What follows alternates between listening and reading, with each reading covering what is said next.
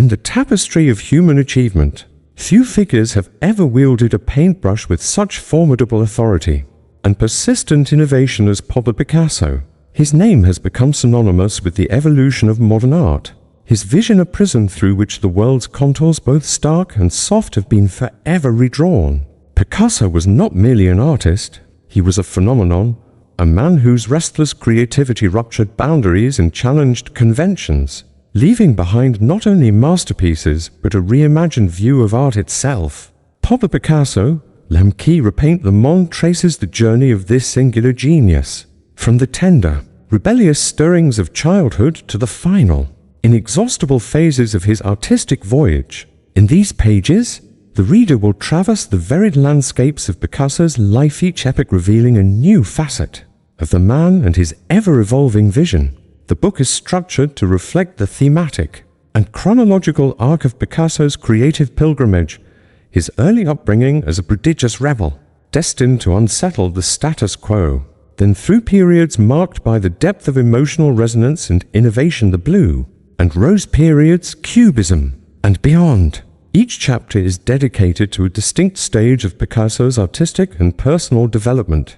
We begin with his formative years, a childhood marked by a precocious talent that would soon challenge the boundaries of academic tradition. The blue period emerges as a canvas of anguish and empathy, interpreting pain into brushstrokes of universal humanity. From there, the rose period softens the narrative, illuminating hope amidst color and form. As reality fractures, Cubism births a new visual language, radical and multidimensional, forever altering the way viewers perceive the world and their place within it.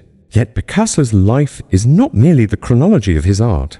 It is also a chronicle of relationships, muses, lovers, and women who shaped, inspired, and sometimes tormented him. Their influence is interwoven with his artistic evolution, fueling and sometimes complicating his genius. Reinvention becomes a central theme, the spirit of innovation guiding Picasso through relentless self-discovery and transformation. Culminating in his magnum opus, Guernica, we encounter Picasso at his most politically engaged, a master wielding art as a weapon against war, advocating through color and form for peace and compassion. Chapter 1. A Rebel is Born, the early life of a young genius.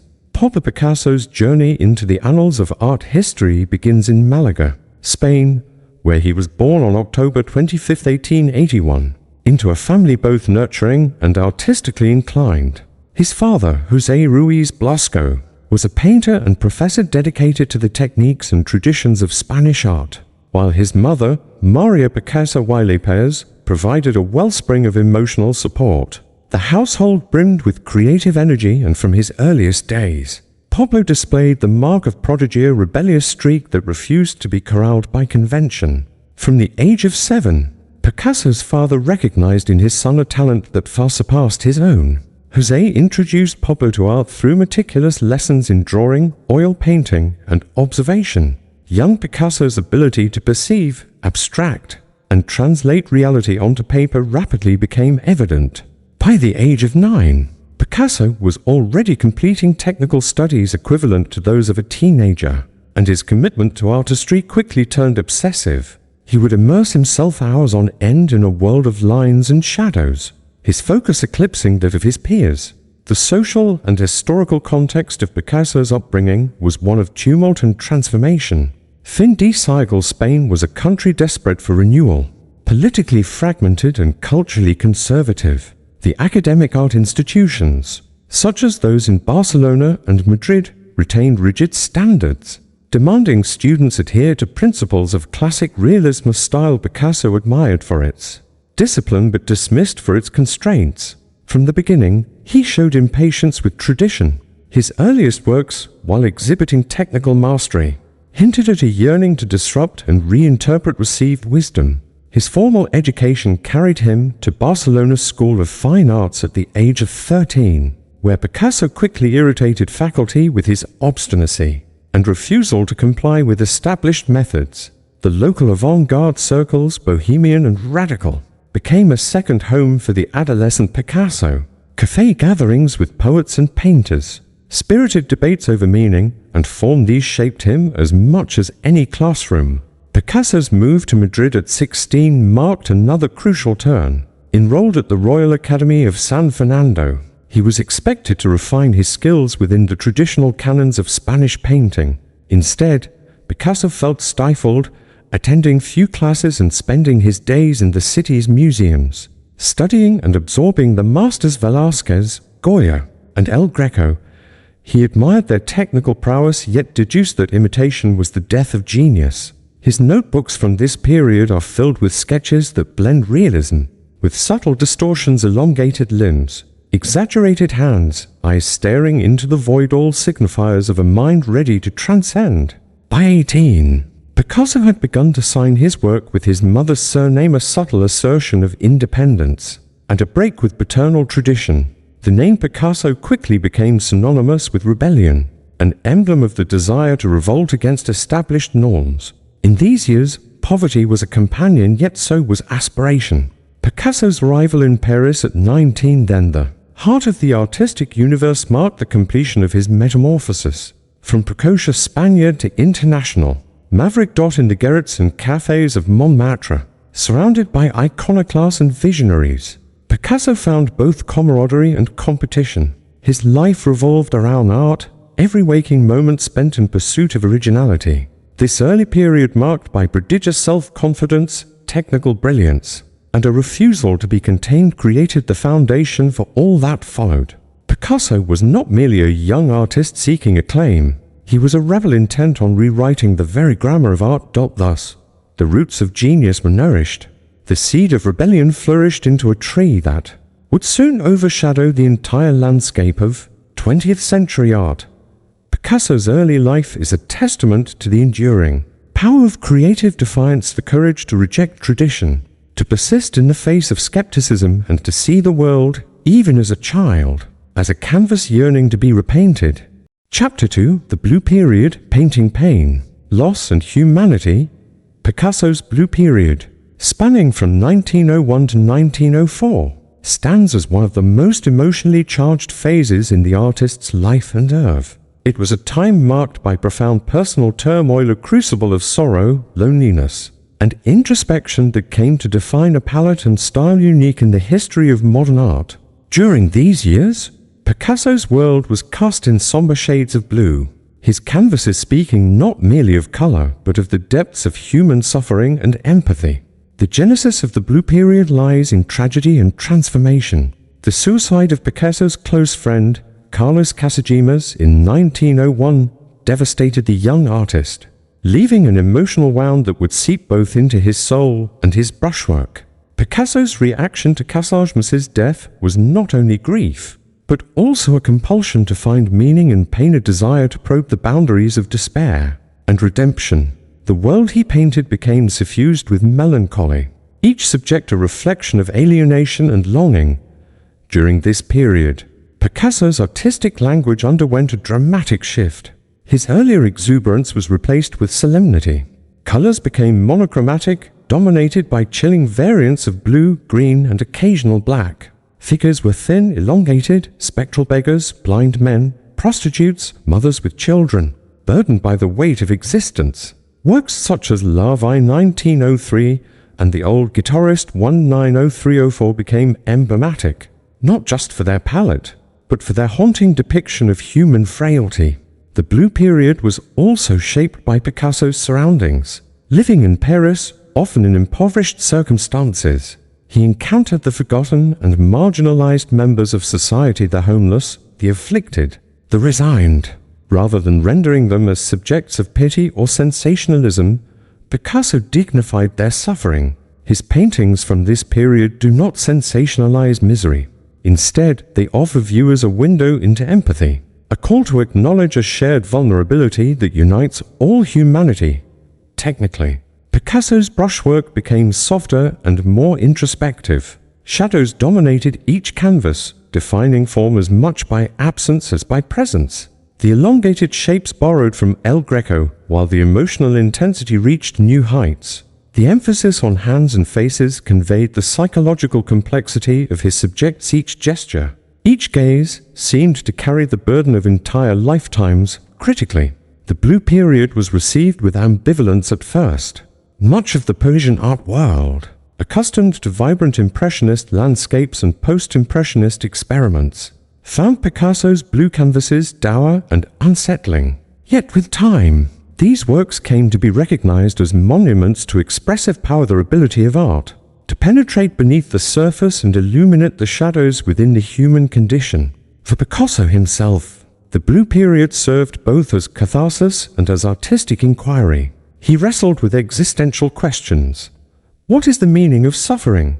Can pain be transmuted into beauty? In searching for answers, his brush became both scalpel and salve, dissecting emotion and simultaneously seeking to heal it through form and color. In many ways, the Blue Period marks the birth of Picasso the modernist, a painter not content with surface representation, but determined to reveal the spirit beneath. The exploration of pain, loss, and humanity during these years set the stage for everything that followed, infusing Picasso's art with a depth and resonance that would echo throughout his career. Through the haunting canvases of the Blue Period, Picasso invites us to confront suffering not as distant spectators, but as fellow travelers on the road of human existence. In this profound empathy, art becomes more than aesthetic.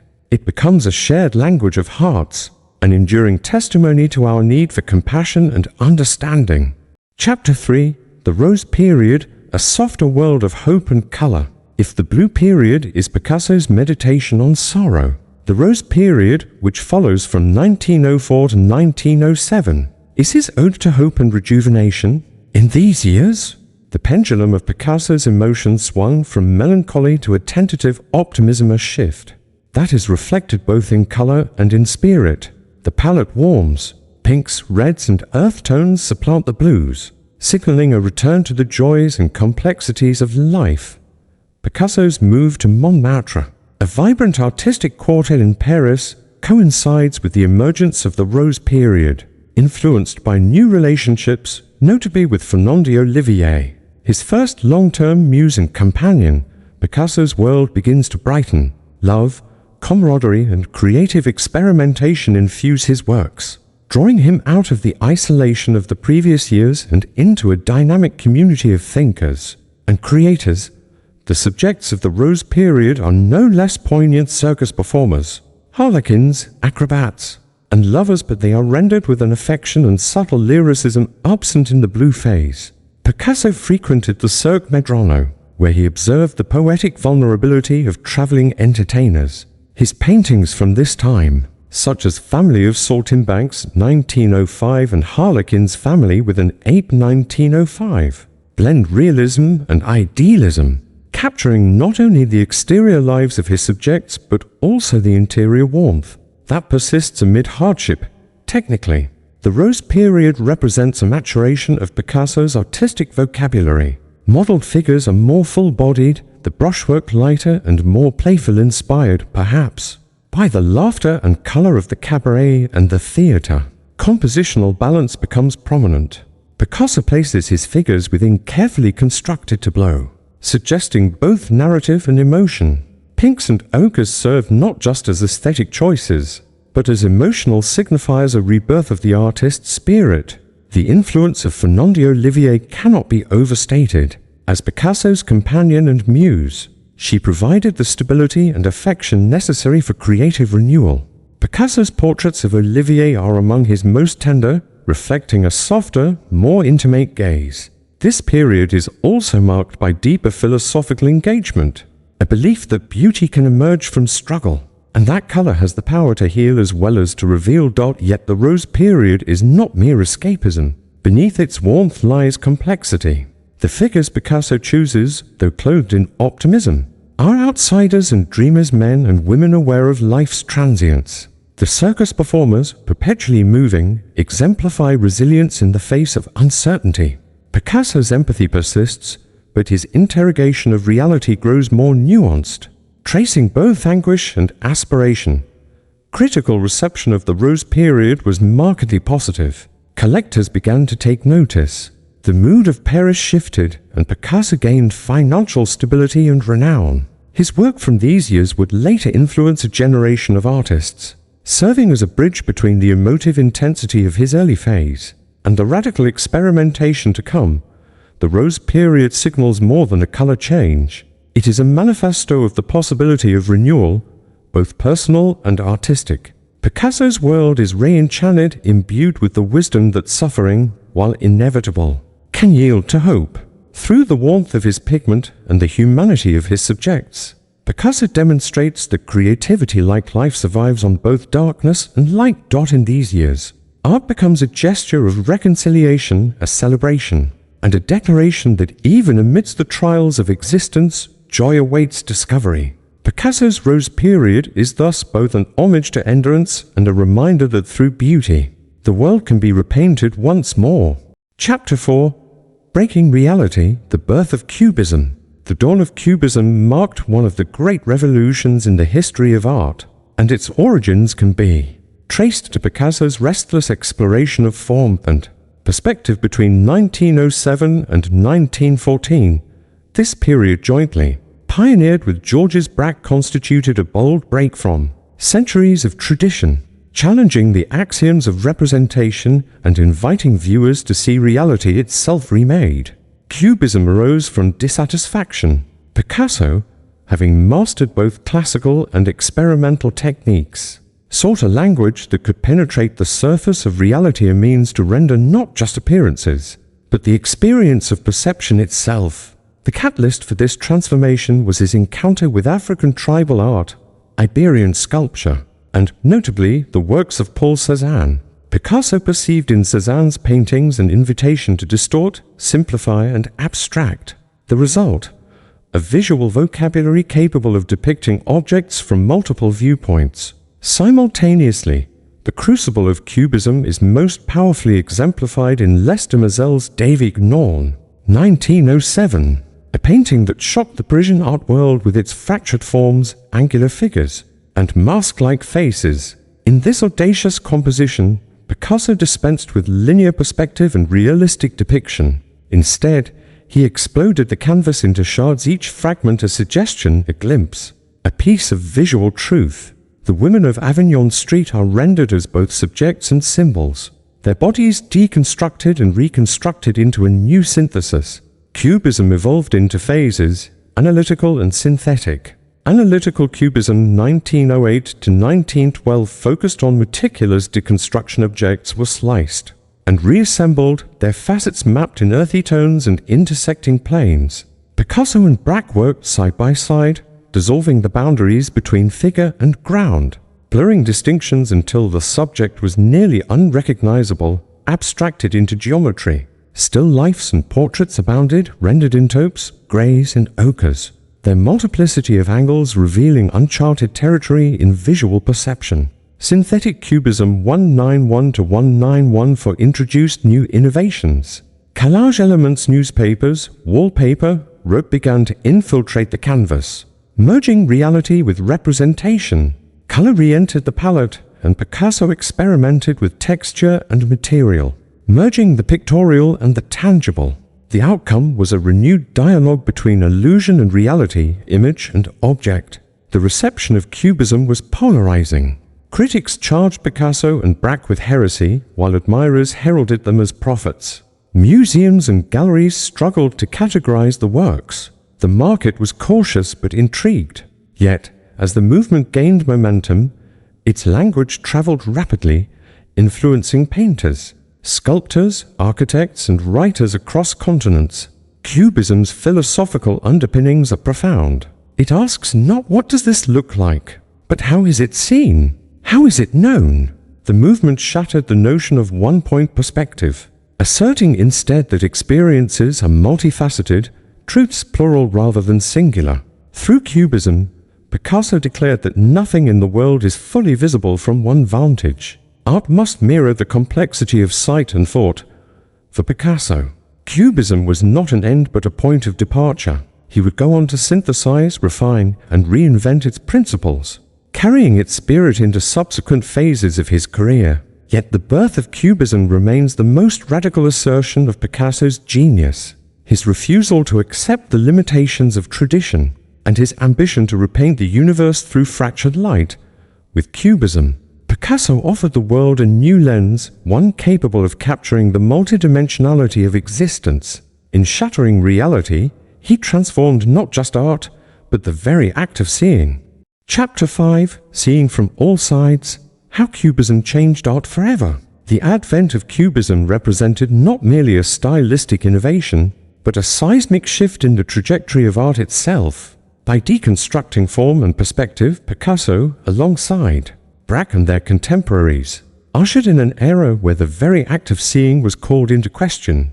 Cubism, in its analytical and synthetic phases, introduced principles that would ripple outward through generations, altering the landscape of visual culture in profound ways. Cubism's most significant contribution was its challenge to the notion of single-point perspective, a conceit that had governed Western art for centuries. Since the Renaissance, through Cubist experimentation, artists refused to anchor figures and objects in the illusory unity of the classical viewpoint. Instead, they presented multiple perspectives simultaneously, compelling viewers to engage actively to reconstruct images in their own minds. This philosophical transformation did not merely influence aesthetics, it revolutionized the relationship between art and observer, making reception an act of collaboration. Picasso's approach to Cubism was rigorous and methodical. In analytical works, he dissected subjects' guitars, bottles, human heads into a series of interlocking planes.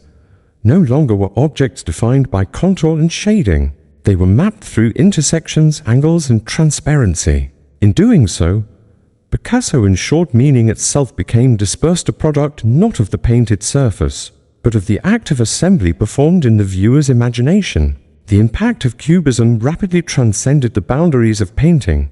Sculptors adopted its fractured forms, architects its modular geometry, designers its interplay of space and function. The movement's influence extended to literature, where writers experimented with fragmented narratives and multiple viewpoints. In music, composers sought the analog layering motifs and rhythms to create polyphonic landscapes. Critically, Cubism opened the door to abstraction, the belief that art need not mimic the visible world, but could invent its own realities. Picasso's legacy was foundational in this respect. Movements such as Futurism, Constructivism, Dada, and Surrealism all drew from the well of Cubist innovation, reimagining form, composition, and meaning. For artists, Cubism provided a model of intellectual freedom, the permission to dismantle, question, and reconstruct. It legitimized experimentation and declared that art's purpose was not to comfort, but to challenge. The canvas could be a site of conflict and inquiry, not merely prettiness or decoration.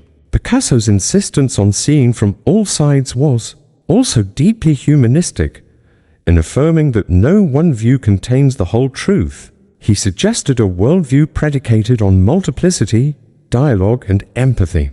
Art became a metaphor for experience, rich, enigmatic, inexhaustible. The legacy of Cubism is everywhere in contemporary art and design. Picasso's vision persists in our buildings, our literature, and our digital media. The way we conceptualize space, identity, and reality itself owes much to the fractures and reconstructions he pioneered. Ultimately, Cubism's power lies in its insistence that to see truly, one must dare to see differently. Picasso's revolution endures a perpetual challenge to repaint the world from every imaginable angle. Chapter 6, Love, Life, and Muses, the Women Who Shaped Picasso. Pablo Picasso's intricate relationship with the feminine not only shaped his personal life, but also left an indelible imprint upon his art. Picasso's romantic entanglements read as an anthology of passion, creativity, and heartbreak, each woman serving as both inspiration and subject matter, influencing the direction of his artistic journey. Born into a household where art was both vocation and heritage, Picasso's earliest muse was his mother, Maria. Her unwavering support and emotional warmth laid the foundation for Picasso's sensitivity to women as vessels of spirit and emotion. As Picasso matured, so did the women around him, each marking a new chapter in his artistic development. For Nondi, Olivier, his first major lover in Paris, heralded a period of transformation. Olivier was not just a companion, but a muse who inspired works during his Rose period, her expressive visage and dynamic personality becoming integral to Picasso's iconography. Their tumultuous relationship, set against the backdrop of Bohemian Montmartre, fueled a body of work suffused with longing, vulnerability, and a euphoria of new love. Subsequent partnerships proved equally influential. Olga Koklova, a Russian ballerina whom Picasso married in 1918, brought stability and order into his otherwise chaotic emotional landscape. Picasso's art from this era reveals classical influences and a tempered discipline mirroring Olga's elegance and composure. Yet, the constraints of domesticity soon chafed, causing Picasso's desire for liberty to manifest in his work and personal choices. Marie Thurie's Walter became a symbol of luminosity and desire. Her youthful vigor and sensuality infused Picasso's paintings with supple curves and radiant palettes.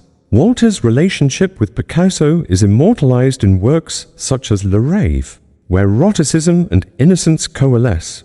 Her influence persisted long after their separation, reflecting a deep psychological resonance. Dora Maar's arrival marked the advent of complexity. An artist and photographer herself, Maar was Picasso's intellectual equal and emotional counterpart. Their connection coincided with Europe's descent into war, and Picasso's masterpieces from this period, most notably Guernica, bear the imprint of Maar's tormented spirit, and her involvement in radical politics and surrealism. The volatility of their interaction intensified Picasso's exploration of anguish, conflict, and fragmentation. Francois Gillet entered Picasso's orbit later in his life, presenting a partner who challenged his authority and inspired a new sense of clarity and modernity. Gillet, herself an accomplished painter, resisted Picasso's domineering tendencies, resulting in a reciprocal exchange of creativity and respect. Jacqueline Roque, Picasso's final muse and wife, offered solace and support in his twilight years, her devotion providing the emotional stability necessary for Picasso to reflect upon his legacy and confront mortality. Through all these relationships, Picasso was both lover and observer, capable of both deep empathy and ruthless self-interest. The women in his life were not mere subjects, they were catalysts, each ushering in a new artistic epoch. Picasso's portraits and sketches reveal an evolving understanding of femininity, at times tender, at others tumultuous, but always deeply personal. Ultimately, the emotional landscapes Picasso traversed with these women formed the crucible in which his art was forged. Their presence enabled Picasso to access profound depths of emotion, joy, sorrow, jealousy, passion, and translate them into visual language that mystifies and moves viewers. The complexity of these bonds compelled Picasso to continually reimagine the parameters of representation and the role of the muse, ensuring that each new work carried the echoes of love, life, and the indelible mark of his remarkable muses. Chapter 7: The Spirit of an Innovator, reinventing himself again and again. Innovation for Picasso was not a fleeting endeavor, but a fundamental philosophy governing his entire life and creative output. From his earliest sketches to his most celebrated masterpieces, Picasso was defined by his capacity to reinvent himself, embracing new styles, mediums, and perspectives with audacious zeal. Picasso's childhood reflected an innate impatience with convention.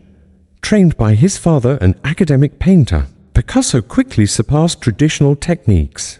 The young prodigy's first works demonstrated mastery of realism, yet Picasso would not be confined by imitation. Driven by a restless curiosity, he sought to disrupt established norms, initiating a lifelong commitment to transformation.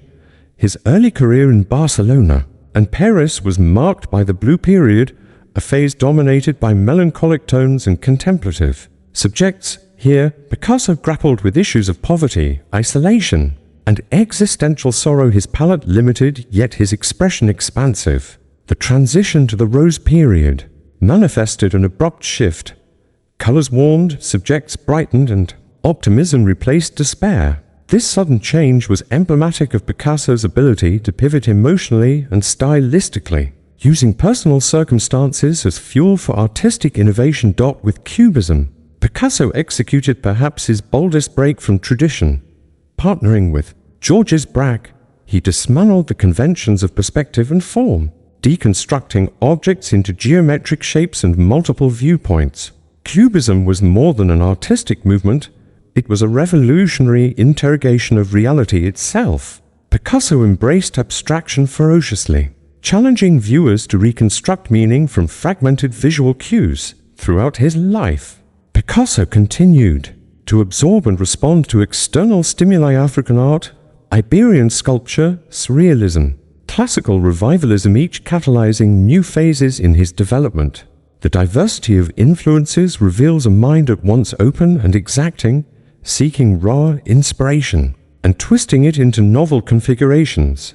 Picasso never stagnated. He regarded comfort as the enemy of creativity. His innovations were not isolated to style. Picasso reinvented his approach to materials and technique. He mastered oil, drawing, sculpture, ceramics, printmaking, and later, collage. Experimentation was his natural habitat. Even at the height of his career, Picasso remained unsatisfied, revisiting old methods with new eyes, often subverting previous achievements in pursuit of greater freedom. Underlying this perennial reinvention was Picasso's acute self-awareness. He understood that innovation required risk, vulnerability, and an embrace of the unknown. Each period of his career signals a willingness to discard past triumphs and enter unexplored territory. In this, Picasso mirrors the cycles of human life: birth, maturity, transformation, and decay, integrating personal metamorphosis into the fabric of his artistic canon. Picasso's relentless reinvention destabilized the norms of Western art and confronted audiences with the radical notion that change itself was the highest form of mastery. His spirit of innovation invited viewers to embrace ambiguity, complexity, and contradiction, forging a model for creative possibility that endures beyond his own era. Chapter 8: Guernica. Art as a weapon against war. The story of Guernica stands at the intersection of tragedy and artistic revolution.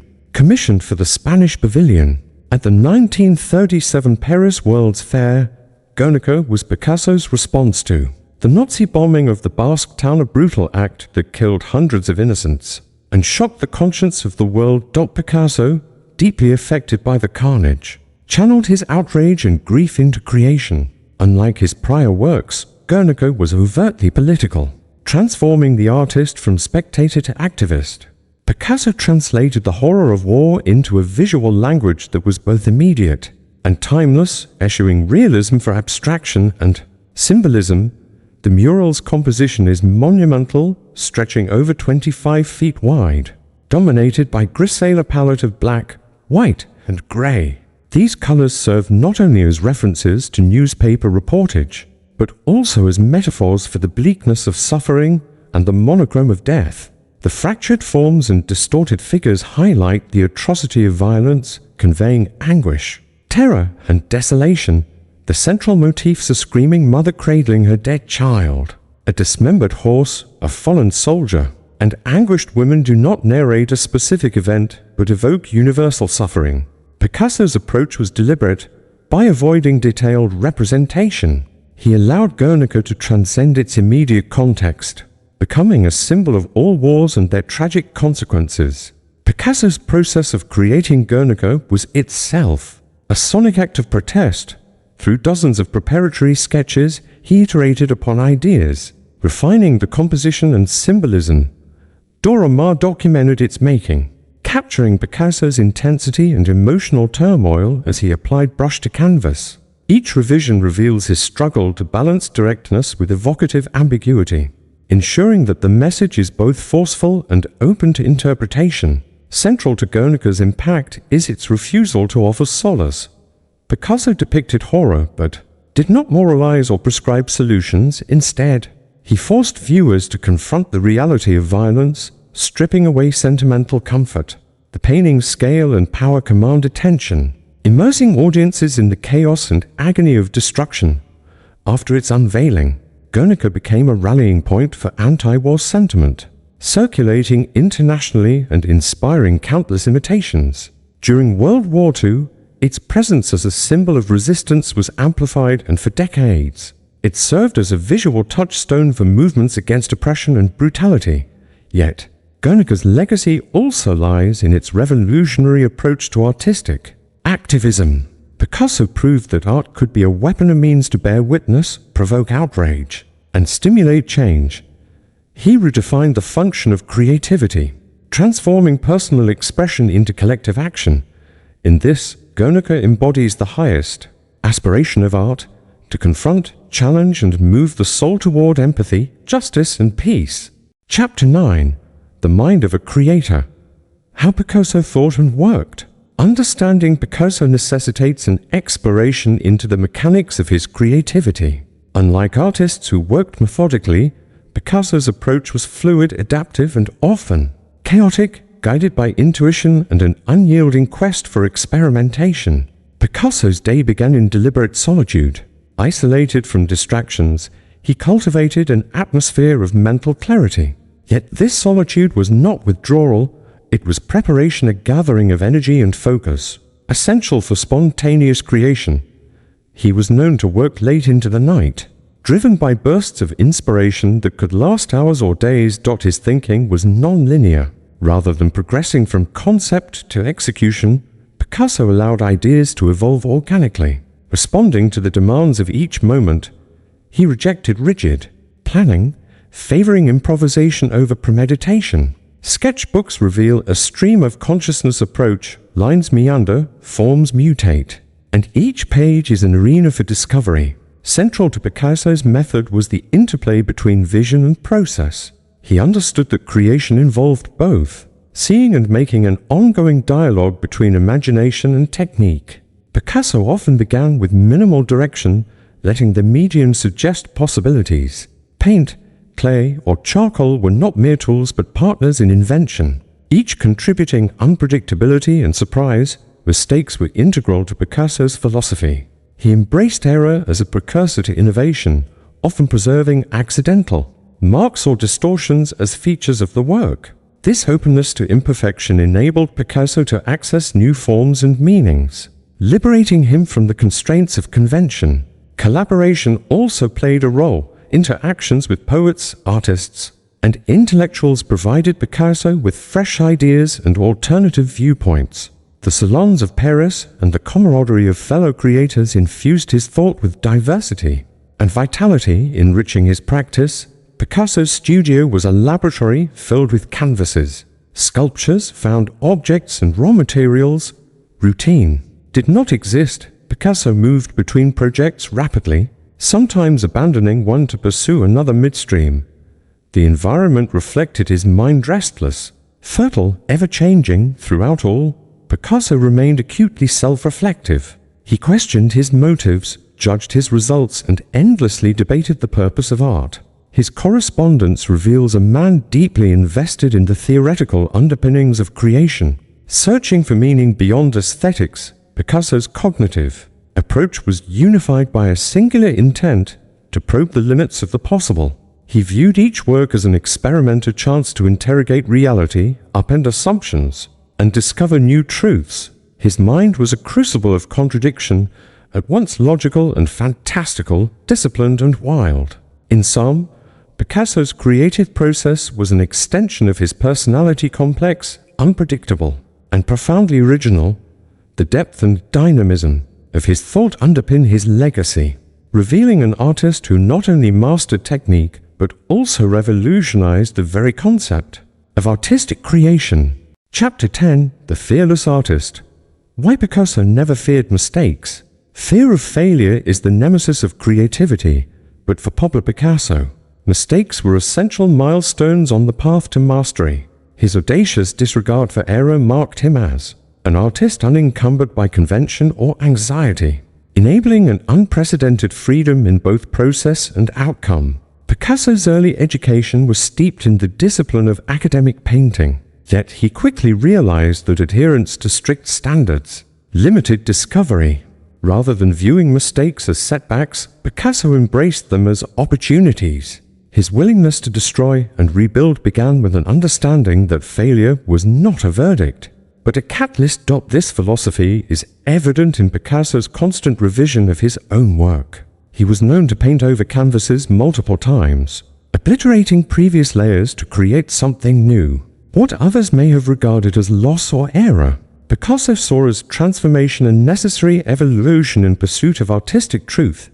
Innovation demands risk, and risk invariably entails the possibility of error. Picasso confronted this reality head-on. He often experimented with unfamiliar materials and techniques, knowing that missteps might lead to breakthroughs.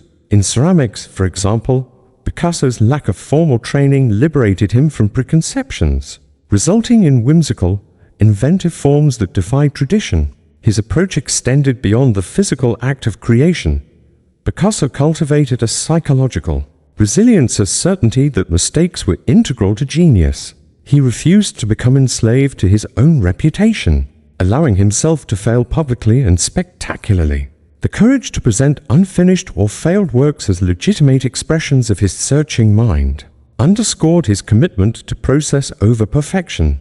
Picasso also recognized the generative power of mistakes in the evolution of art itself. He saw that error was a mirror for invention, paving the way for new schools, movements, and paradigms. His embrace of error shifted the cultural conversation, encouraging fellow artists to challenge orthodoxy and redefine standards of achievement. Implicit in Picasso's fearlessness is a deep humility. He was acutely aware of the limitations of any single approach or idea, and saw failure as proof of his engagement with the unknown. Rather than shielding himself from criticism, Picasso invited dialogue and contradiction, seeing opposition as validation of his daring. This orientation towards error permitted Picasso to remain endlessly curious and inventive, avoiding the stagnation that results from the fear of judgment. The willingness to make and accept mistakes kept his work vital and dynamic, ensuring that each creation opened new pathways rather than reaffirming old ones. Picasso's legacy in this regard is profound. He democratized the right to fail, transforming error from shame into necessity. His fearless creativity stands as a testament to the power of resilience and the inexhaustible potential of the imaginative mind unimpeded by fear. Chapter 11: The Power of Play, Creating with the Mind of a Child. Amid the seriousness with which the world regards Picasso's work, it is perhaps his enduring sense of play that constitutes the core of his genius. Picasso never lost the capacity to approach art with the curiosity, spontaneity, and wonder of a child, a disposition that fueled his relentless innovation and kept his output perpetually fresh. Childhood for Picasso was marked by an atmosphere of artistic encouragement. Exposed to painting at a precocious age, he approached creative tasks as games, delighting in the transformation of reality into fantastical forms. This playful spirit remained with him throughout his life, manifesting in both subject matter and technique. Picasso's works often reference childlike motifs, animals, masks, circus performers, and naive depictions of family. His lines are sometimes deliberately awkward or whimsical, eschewing polish for immediacy. In his later years, Picasso's drawings border on the primitive, stripped of artifice and imbued with the innocence and honesty of early discovery. The practice of art as play allowed Picasso to bypass inhibitions. He understood that creativity flourished when judgment was suspended, and the imagination allowed full reign. The studio became a playground where possibilities were infinite, and failure was simply an invitation to try again. Play, for Picasso, was not frivolous but structural. He believed that access to one's inner child was the key to untangling the knots of technique and tradition. By relinquishing control, he cultivated a freedom that permitted genuine originality. Experimenting with collage, sculpture, and found objects, Picasso imposed no limits, constructing and deconstructing as one dictated. This approach also informed Picasso's collaborations and interactions. He encouraged fellow artists to adopt playful methodologies, sparking alliances that produced revolutionary outcomes. The spirit of playfulness became contagious, infusing artistic communities with energy and optimism. Importantly, play for Picasso was a form of resistance, a refusal to be shackled by expectation or dogma. It opposed the gravity of war, pain, and aging, offering a counterpoint of hope and renewal. Even in times of personal or political despair, Picasso returned to playful creation as a source of solace and strength. In the broader context of art history, Picasso's advocacy of play expanded the boundaries of acceptability and interpretation. He invited audiences to look with fresh eyes, to recover lost assumptions and see the world anew. The power of play, as embodied by Picasso, serves as a lesson not only for artists but for all who aspire to creative thought. It is through the child's mind curious, irreverent, and boundlessly inventive that the greatest transformations can be achieved, and the process of creation rendered both joyous and profound. Chapter 12. Mastery through obsession. Thousands of sketches, one vision. Behind the seeming spontaneity of Picasso's art lies an almost obsessive discipline. The scale of his output is staggering, estimated at more than 50,000 works across painting, sculpture, drawing, printmaking, and ceramics. This prolificacy was not incidental, but the manifestation of a relentless pursuit of mastery. Picasso approached art with the rigor of a scientist and the passion of a poet. He sketched incessantly, often producing dozens of studies before settling on a composition. Each sketch served as both rehearsal and inquiry, a means to test ideas, refine technique, and uncover hidden nuances. This compulsion was rooted in Picasso's belief that repetition was not redundant but revelatory. By revisiting subjects repeatedly, sometimes hundreds of times, Picasso could exhaust all possibilities, distilling his vision to its purest essence. Iconic images such as the bull or the dove recur throughout his career, each iteration revealing new facets and interpretations. Picasso's studio environment reflected this obsession. Canvases leaned against walls in various stages of completion, sketchbooks filled entire shelves, and works amassed in piles awaiting future exploration. He maintained a constant dialogue with his own creations, often returning to discarded ideas years later with fresh insights. Obsession fueled Picasso's innovation but also posed challenges. The pressure to create, combined with the expectation of perpetual novelty, sometimes led to periods of isolation and intensity bordering on mania. For Picasso, however, these sacrifices were necessary. He regarded art as a vocation requiring total immersion. His process was not mechanical or formulaic, although driven by habit. Picasso introduced variation and experimentation into each cycle of production. He might sketch the same object from dozens of angles, change medium mid-project, or alter the scale unexpectedly. This flexibility within strict routines produced a body of work both coherent and diverse. Picasso's obsessive methods were also a means of asserting control. In a world beset by chaos, personal, political, or existential, art provided structure and stability.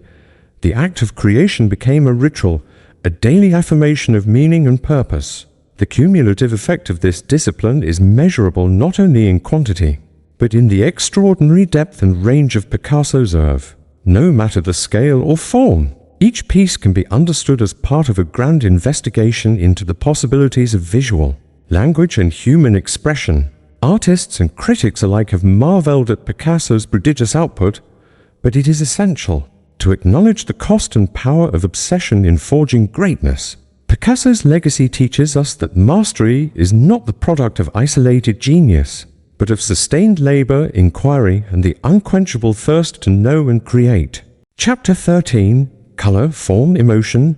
Picasso's language of art. The language of Picasso's art is one spoken by colors and forms, articulated with emotional intensity. From his earliest sketches as a prodigious child to the complex canvases that defined his adult years, Picasso navigated the elemental aspects of visual art with a mastery that felt both innate and revolutionary. Color was never mere pigment for Picasso. It was emotion applied to the surface. During his blue period 1901-1904, the monochromatic palette was not a limitation but an expressive tool. Echoing his own melancholia following the suicide of his friend Carlos Casagemas, the cool, somber blues and blue-greens evoke a world of introspection and sorrow. Works like Larvae exemplify how color became a vehicle for psychological depth. the hues enveloping subjects in atmospheres thick with existential gravity. This emotional migration continued into the Rose period 1904-1906, where Picasso embraced warm pinks, reds, and earth tones. The figures circus performers, harlequins, and lovers appear softer, their humanity bathed in a palette suggesting hope and tenderness. The shift was not arbitrary, but arose from his personal encounters in Montmartre, Paris, where he found both inspiration and camaraderie among the bohemian and theatrical communities. Yet, Picasso's most profound contribution to modern art arose from his treatment of form. Discontent with the limits placed by traditional perspective and representation, he ventured into uncharted territory with the invention of Cubism alongside Georges Braque. In works such as Les Demoiselles d'Avignon 1907, the boundaries of form dissolve, multiple viewpoints are rendered simultaneously, and a geometric fragmentation of bodies and objects compels the viewer to confront abstraction as a conduit for deeper truths. Cubism was not an escape from reality, but an invitation to perceive it more fully, to acknowledge the complexity of vision and experience. Emotion hidden, revealed, distorted permeated Picasso's approach to form. He refused to isolate feeling from structure. Instead, he wove them together. Faces became masks, bodies, vessels of psychological tension. In Guernica 1937, Picasso's monumental response to the bombing of the Basque town during the Spanish Civil War. The synthesis of color, mostly blacks, whites, grays, form fragmented figures. Tortured horses and emotion, anguish, horror. Resistance elevates the painting to an icon of anti-war protest. Every brushstroke is a cry, every contour a wound, alongside painting, sculpture, and printmaking. Further allowed Picasso to explore and redefine the boundaries of artistic communication. His sculptural works, such as Head of a Woman for Olivier, reveal his ability to manipulate form in 3 dimensions, while his etchings and lithographs demonstrate a facility for line and texture that translates the energy of his paintings into monochrome brilliance. Picasso's artistic lexicon was never static. Even after Cubism, he explored neoclassicism, surrealism, and a return to more figurative work, all accompanied by a reinvention of his methodology. Throughout, he maintained an unwavering dedication to conveying emotion, often at the expense of realism or convention. His ability to imbue each piece with not just surface beauty, but with the dynamism of lived experience transformed the face of art. To study Picasso's language of art is to recognize his insistence on complicating simplicity, on removing the barriers between feeling and seeing. He believed that art should not just be observed but felt, and that the deepest truths are sometimes best captured in ambiguity and distortion. In his hands, color and form became the grammar of emotion, capable of expressing the inexpressible. Picasso pushed us to reconsider not only what art is, but what it could become. He made a case for creative freedom, for perpetual experimentation, and most importantly, for the power of art to impact the soul in a world often tempted by uniformity. Picasso's insistence on the new, on an ever-shifting language reminds us that creativity, like emotion, is inexhaustible. His art, in all its complexity, offers not just aesthetic pleasure but also a challenge to imagine, to feel, and to communicate in ever more profound ways. Chapter 14, Fame, Critics, and Controversy. Fame for Picasso was both a blessing and a burden. From the moment his works began to attract attention in the bohemian quarters of Paris, he found himself under the gaze of critics, collectors, and the general public alike.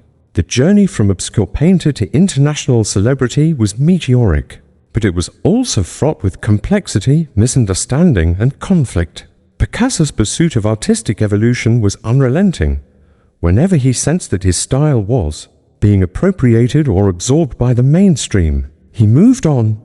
This perpetual innovation confounded critics who at times lauded him as a genius, while at other times accused him of carelessness, opportunism, or even fraudulence. Yet the controversies did little to deter Picasso. Instead, they seemed to fuel his creative fire, feeding a relationship with fame that was almost combative. Critical reception of Picasso's work frequently mirrored social and political currents. In the early days, paintings such as Les Demoiselles d'Avignon were deemed scandalous, their fragmented forms and brazen sexuality igniting debates about decency and artistic propriety.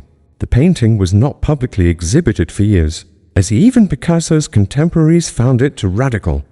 The controversy, however, marked Picasso as an agent of change, willing to confront societal standards head-on.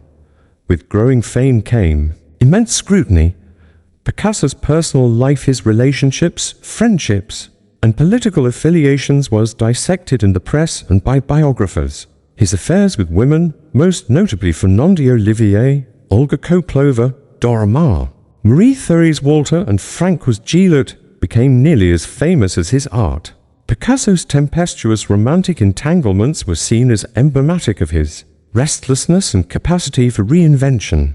The Second World War found Picasso living in Nazi-occupied Paris, an artistic rebel in a hostile city. The Nazi regime denounced modern art as degenerate, yet Picasso secretly continued to work, producing some of his most powerful and politically charged pieces, such as the aforementioned Guernica. His defiance was not only artistic but ideological, a testament to his belief in the autonomy of creative expression. Despite the adulation, Picasso was no stranger to criticism. Art historians have debated his originality, his ethical boundaries, and his relationships with peers. Detractors accused him of appropriation, citing his absorption of Iberian and African motifs, while others questioned his treatment of portrait subjects, particularly women, whom he sometimes depicted with unflinching brutality. Even among the avant-garde, Picasso's relentless self-promotion and willingness to monetize his genius provoked envy and rivalry. Picasso, however, knew that controversy could be a powerful tool. He understood the mechanics of publicity, often courting attention not only through his art but via his persona. His statements to the press were frequently provocative. "I am not searching, I am finding." Such declarations stoked debate and ensured his continued relevance, even as styles and movements shifted. Ultimately, the controversies surrounding Picasso's work and life did little to eclipse his achievements. The scandal of Les Demoiselles d'Avignon became a catalyst for Cubism. The outrage over Guernica turned the painting into a symbol of resistance, and his public persona, complex and sometimes contradictory, underscored the inseparability of artist and artwork. Picasso's fame was never passive. He embraced the role of provocateur, seeing it as both a privilege and a responsibility. His legacy is not merely one of aesthetic innovation, but of courage in the face of opposition, willing to confront the expectations of the world, even as he continued to experiment, provoke, and ultimately paint a new reality. In analyzing the interplay between Picasso's fame, critics, and controversy, one discovers a narrative not only of art, but of cultural transformation. Picasso used notoriety to expand the boundaries of what art could achieve, and in doing so, he repainted not only the canvas, but also the social fabric of his era. Chapter 15.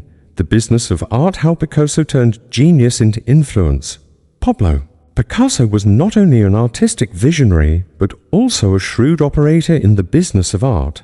Unlike many of his contemporaries who struggled financially, Picasso understood early on that his talent could be leveraged both as a source of income and as a means of shaping the art world itself.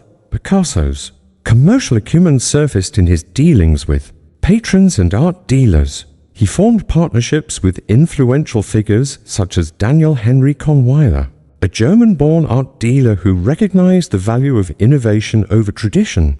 Kahnweiler's support provided Picasso with the financial security and creative freedom necessary to pursue Cubism and other revolutionary styles. Together, they transformed the economics of modern art, establishing new models for patronage and distribution. Financial prosperity allowed Picasso to live lavishly, acquiring properties in Paris and the south of France. Yet success brought new challenges. The commodification of his genius required him to balance authenticity with accessibility, ensuring that his work would maintain its rebellious edge even as demand soared among collectors and institutions. Picasso was adept at marketing himself as an icon, Highly conscious of his public image, he granted interviews, posed for photographers, and cultivated a mystique around both his person and his process. He painted voraciously, often completing several works in a single day, and engaged in collaborations ranging from ceramics to set designs for theatre. Each venture solidified his reputation as not merely a painter but a multidisciplinary creator. Socially, Picasso understood the power of exclusivity and scarcity. He limited the reproduction of certain works, insisted on high prices, and negotiated fiercely with would-be buyers. Such practices elevated his status in the eyes of collectors and critics alike, transforming his name into a brand synonymous with avant-garde art. His signature on a canvas became a seal of authenticity, driving the valuation of his pieces to unprecedented heights. Picasso's influence extended beyond sales to the mechanisms of the art market itself. He shaped the systems of galleries, auctions, and private sales, helping to redefine the relationship between creator and consumer. By retaining control over production and distribution, he ensured his legacy would remain intact and insulated from exploitation. Despite his affinity for wealth, Picasso was not immune to criticism regarding his commercialization. Some accused him of sacrificing depth for profit, producing works that prioritized quantity over quality. Yet these criticisms failed to account for his genuine devotion to experimentation. His output, though vast, remained consistently innovative, a testament to his refusal to be confined by external expectations. Picasso also utilized his influence for social and political purposes. He donated works to causes he supported, such as the Communist Party and anti-war efforts. Guernica, perhaps his most famous political painting, was offered as a statement against fascist violence, demonstrating that art could serve both as a commodity and as an instrument of change. In the business of art, Picasso's genius lay not only in creation but in transformation. He reinvented what it meant to be a professional artist, proving that innovation, visibility, and economic empowerment could coexist. The structures he helped to shape endure today, influencing the practices of artists and institutions around the world. Picasso's legacy in the business domain is as vital as his contributions to aesthetics. He showed that creative genius does not have to exist in isolation from commerce. That influence and integrity can be mutually reinforcing. In marrying business acumen with artistic mastery, Picasso repainted the possibilities for creators everywhere, leaving a blueprint for generations to follow. Chapter 16. The later years creativity that never grew old. As Pablo Picasso grew older, his creative energy refused to wane. Far from relaxing into the comforts of reputation and wealth, Picasso persisted in his artistic quest, producing an extraordinary body of work during the later decades of his life. That reaffirmed his status as a perpetual innovator. Moving to the south of France, Picasso embraced new environments and materials. The region's lush landscapes, vivid colors, and vibrant light provided fresh inspiration. In his villa at Mauguins, he surrounded himself with canvases, sculptures, ceramics, and found objects each serving as a conduit for his restless energy. Picasso's later paintings are marked by bold experimentation. While many artists succumb to repetition in old age, Picasso continued to push boundaries, drawing upon classical themes and modern techniques. His reinterpretations of works by old masters Velázquez's Los Meninas, Monet's Le Déjeuner sur l'herbe, and Rembrandt's self-portrait were not mere homages but radical reworkings, blending reverence for tradition with defiance of convention. The invention of new forms remained central to Picasso's practice. His forays into ceramics unleashed a playful creativity with vases, plates, and sculptures adorned with whimsical faces, animals, and abstract motifs. Each piece reveals a sense of joy in creation, a return to the childlike wonder that marked his earliest drawings. Despite the limitations that come with age, Picasso's productivity was prodigious. He painted unceasingly, often completing multiple works in a day. His late style, characterized by loose brushwork, vivid color, and expressive distortion, reflects an artist unconstrained by self-doubt or external opinion. Portraits, nudes, and bullfight scenes emerge with an immediacy that feels both spontaneous and deeply considered. Personal relationships continued to shape Picasso's output. Marie-Therese Walter, Dora Maar, and Jacqueline Roque, his final muse and wife, inspired a wealth of works dedicated to love, longing, and loss. Picasso did not fear vulnerability. He embraced it, making his emotional life a wellspring for artistic exploration. Public interest in Picasso's later works was immense, though opinions were divided. Critics alternately praised his inventiveness or dismissed his late paintings as self-indulgent. Yet Picasso remained indifferent to external judgment, insisting that creativity must be unbounded. "The older you get, the stronger the wind gets, and it's always in your face," he once remarked, alluding to the challenges both artistic and existential that come with aging. Picasso's legacy from his later years extends beyond individual works. He demonstrated that innovation is not reserved for youth, that the well of creativity can deepen with time. His independence, resilience, and willingness to engage with new ideas resonated profoundly, inspiring older artists to continue pushing their own boundaries. The conclusion of Picasso's life in 1973 was as dramatic as his career. Until his final days, he worked with undiminished fervor. His last self-portraits are particularly poignant. In them, one finds a mixture of strength, vulnerability, and defiance, a testament to his refusal to let time dim the glow of creation. In the later years, Picasso repainted not only canvases, but the very image of the aging artist. He proved that creativity ceases only when one abandons curiosity. His example remains a challenge to all who would let certainty replace wonder, and a reminder that to create is to be truly alive at any age. Chapter 17. Picasso's impact on modern art and culture.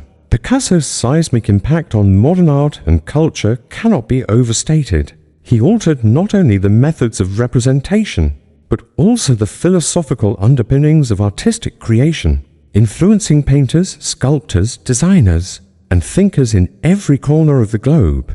The birth of Cubism marked an epochal shift in visual language. By fragmenting objects into geometric forms and rendering multiple perspectives simultaneously, Picasso liberated artists from the constraints of single-point perspective. Cubism became a springboard for abstraction, giving rise to movements such as Futurism, Constructivism, and Abstract Expressionism. Picasso's affinity for experimentation catalyzed the evolution of artistic media. He engaged in painting, sculpture, ceramics, printmaking, and theater, demonstrating that the boundaries between disciplines are porous. Such crossing of media encouraged subsequent generations of artists to diversify their practices, blending and recombining forms at will. Thematic innovation lay at the heart of Picasso's influence. His engagement with issues of war, peace, love, and identity gave his art a resonance that transcended the aesthetic. Guernica, for instance, remains a universal symbol of resistance to violence, its stark imagery serving as a call to conscience long after the Spanish Civil War. Picasso's art became a vehicle for activism, inspiring creators to see their works as instruments of social and political change. Picasso's dialogues with tradition were equally transformative. By referencing, reinterpreting, and at times parodying the works of earlier masters, he forced a re-evaluation of the canon itself. His willingness to dismantle and reconstruct conventions opened avenues for critical inquiry and revisionism, empowering artists to engage with history on their own terms. Picasso's celebrity further amplified his cultural impact. His persona enigmatic, controversial, romantic became a focal point for discussions of fame and its relationship to creativity. He blurred the lines between public and private, challenging assumptions about the role of the artist in society. The reach of Picasso's influence extended into popular culture, inspiring writers, filmmakers, choreographers, and composers. Fashion designers drew upon his bold use of color and form. Poets admired his capacity for metaphor and image, and architects embraced the geometric logic underlying Cubist compositions. Museum collections and retrospectives of Picasso's work have attracted millions, ensuring his legacy remains dynamic and ever-evolving. Educational programs use his art to teach concepts ranging from visual literacy to critical thinking, further embedding his legacy in contemporary discourse. Yet for all the vastness of his impact, Picasso's greatest contribution may be his insistence on the primacy of creative freedom. He taught that every artist must invent his or her own language, that the act of creation is both deeply personal and universally transformative. In examining Picasso's influence, one finds not only aesthetic innovation but a blueprint for cultural change. He repainted the boundaries of art, expanding its capacity to describe, question, and reshape the world. And in doing so, he left a legacy not merely of paintings and sculptures, but of possibilities, a gift to all who dare to imagine anew. Chapter 18, Lessons from Picasso, How to Live as a Creator. To truly comprehend Pablo Picasso's teachings is to unravel a blueprint for creative existence, one marked by unyielding curiosity, rigorous discipline, and fearless self-expression. Picasso did not simply create art. He lived art. His existence radiated a creative principle that defied convention and embraced transformation, providing a template for all who aspire to live and think as creators. Embracing restless experimentation, Picasso's creative process was never a static endeavor. From his earliest works, he refused to be tethered by repetition or the comfort of artistic formulas. This relentless experimentation became a hallmark of his career. Consider his famous transition from the Blue Period, marked by melancholy and deep introspection, to the warmth and exuberance of the Rose Period, rather than settle into a commercially successful or critically acclaimed style. Picasso pursued new frontiers. His willingness to abandon established successes in favor of the unknown is a profound lesson. Creative life demands risk, and true innovation flourishes when one is willing to step beyond predictable boundaries.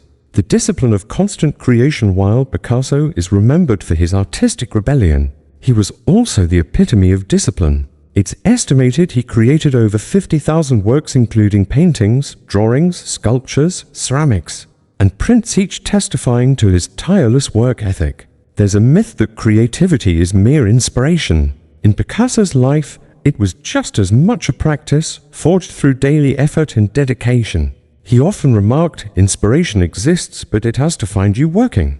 For those seeking to live as creators, Picasso's example stresses the necessity of regular engagement with one's craft. Creativity must be cultivated through habit and perseverance. Breaking with tradition, Picasso showed reverence for artistic masters. He revered El Greco, Goya, and Velázquez, but his admiration never morphed into imitation. Instead, he internalized their lessons, only to break away and mold them into something radically new. This balance between tradition and innovation is central to Picasso's philosophy. He absorbed the Roulesto transcendent. His co-invention of Cubism, alongside Georges Braque, emerged from this dialectic, the desire to see and depict reality from multiple, simultaneous perspectives. The lesson is clear: mastery of the past is not the endpoint, but a springboard for creative revolution. The courage to embrace controversy and critique. No creator can expect universal approval. Picasso certainly did not. His early forays into Cubism and later his politically charged works, most notably Guernica, provoked scorn, confusion, and even derision from critics and peers.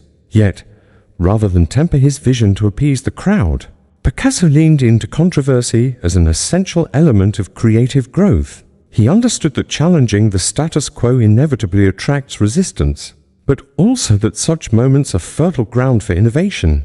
To live as a creator, therefore, is to cultivate resilience, to stand firm in the face of misunderstanding and criticism, transforming life into art. Finally, Picasso's life exemplifies the dissolution of boundaries between art and living. His romantic entanglements, friendships, and experiences found their way into his canvases, just as the energy of his creative work spilled into his daily existence.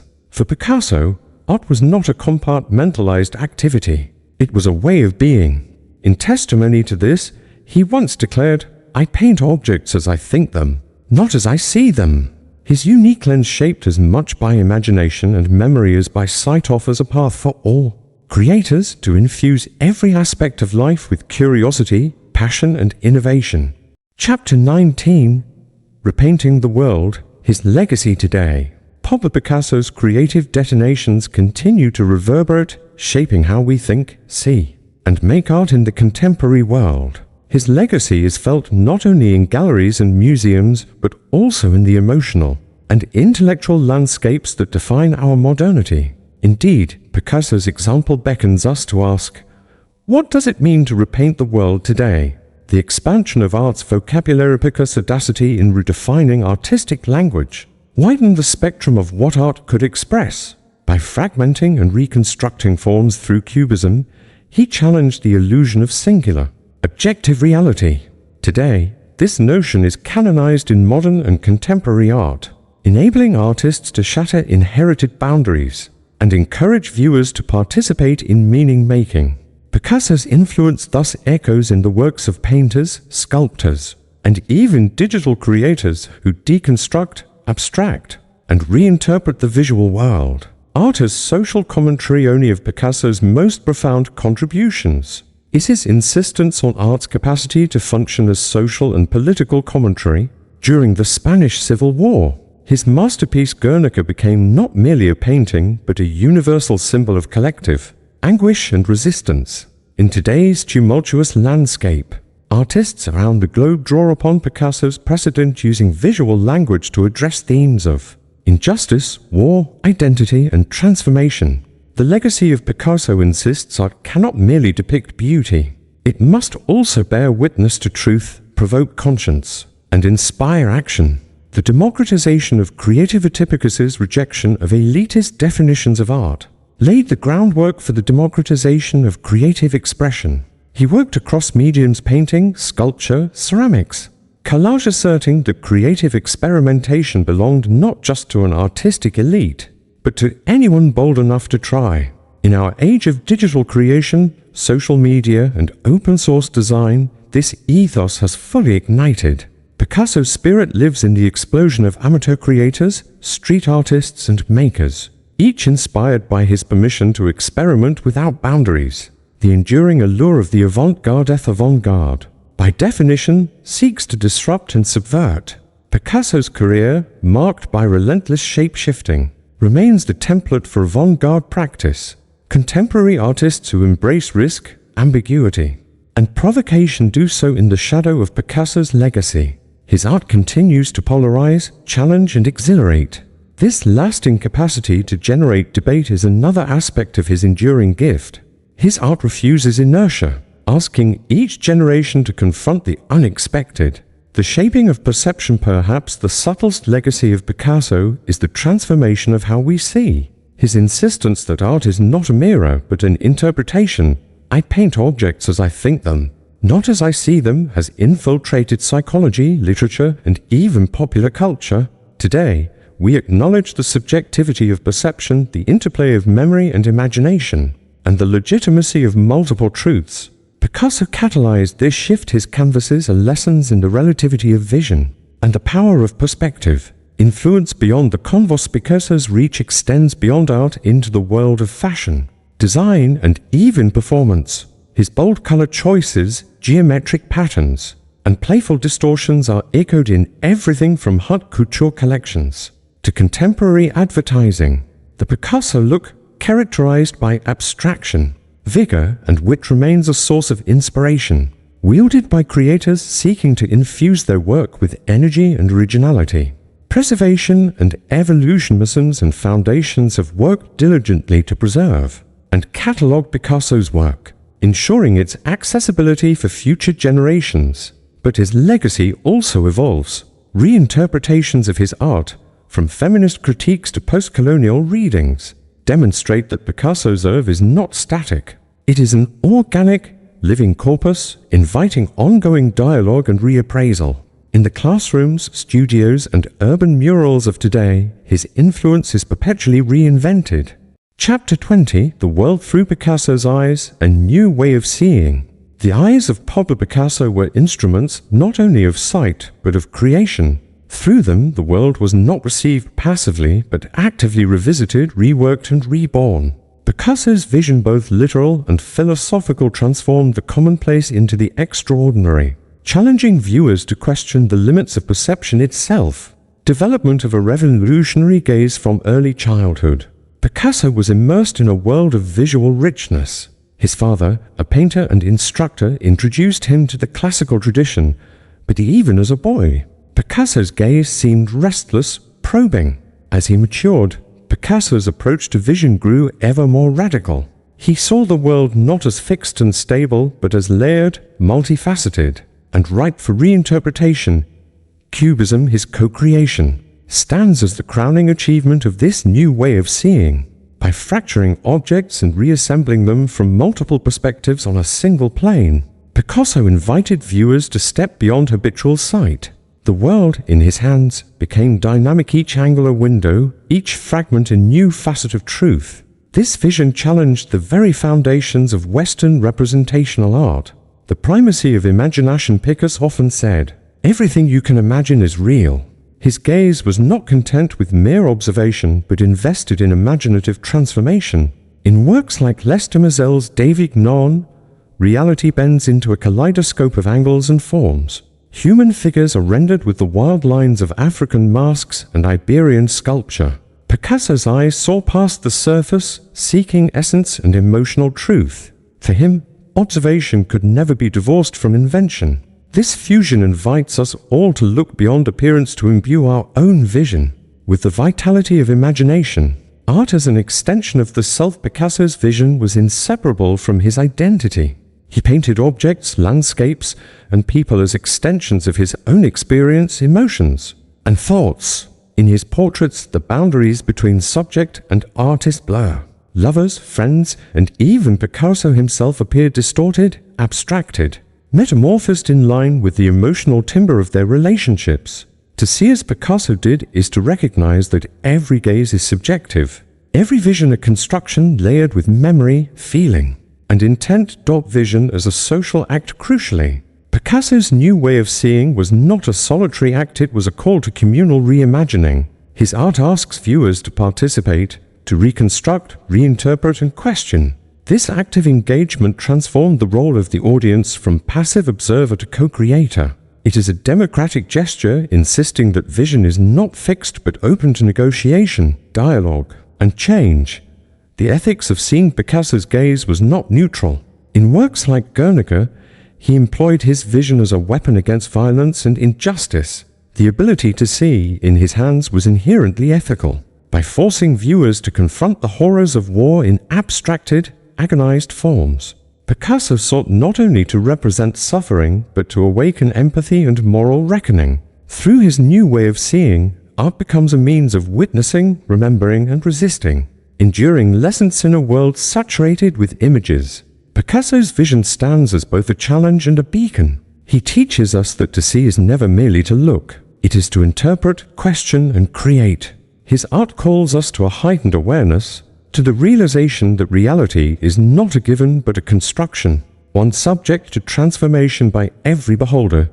Conclusion. Through the eyes of Picasso, the world is infinitely more complex, beautiful, and mutable than it might first appear. By embracing his new way of seeing, we too can become active participants in the ongoing recreation of reality artists, not only of canvases but of life itself.